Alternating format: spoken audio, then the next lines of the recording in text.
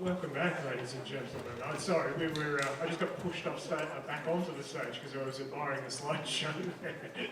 Some photos there that I haven't seen for a long time. Ladies and gentlemen, welcome back to the second half.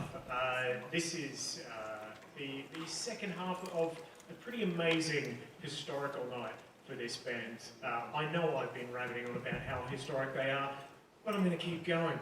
This is the oldest continuous concert band in Queensland. I think last time I checked, the last time I checked, they're the third or fourth oldest concert band in Australia as well. So that deserves a round of applause.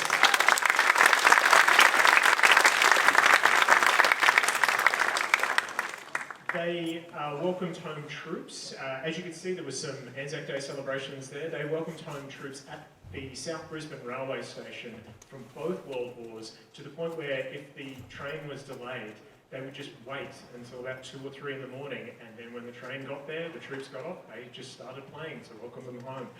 They've had a continuous unbroken run of Anzac Day appearances in Graceville, except for 2 occasions, 1918 for the Spanish flu epidemic, and then 2020 for a pesky little virus that is hanging around.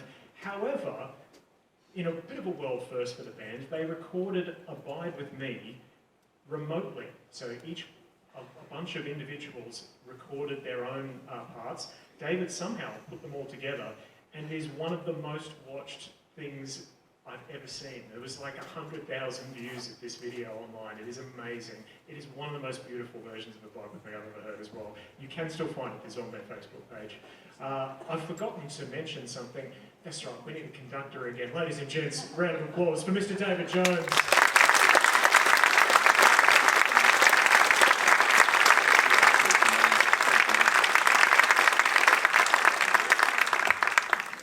There was one more piece of history there. In 1916, so they were already well over 10 years old at this stage, they played at the very first Bands in Parks concert, which was in New Farm Park. They opened the New Farm Park bandstand.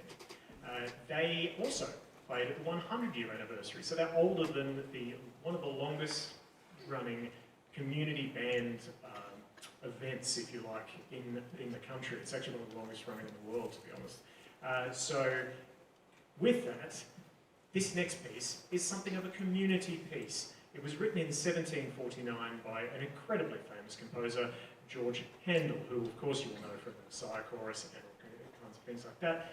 This particular piece is from his Royal Fireworks movement. There's 5 movements in it. This is the 4th movement, I believe. Yes.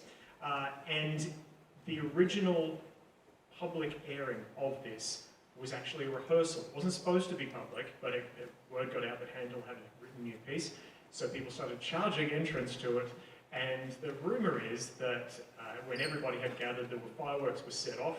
They were housed in a wooden building, which was not great because it's 1749, the fireworks misfired and burnt it down. But the enterprising audience members decided to just pull it apart and stop the fire spreading, and then went back to watching the rest of the performance. So hopefully that doesn't happen tonight. There's no fireworks, so it's okay. This is La Rejouissance, I apologise for my French, from George Handel.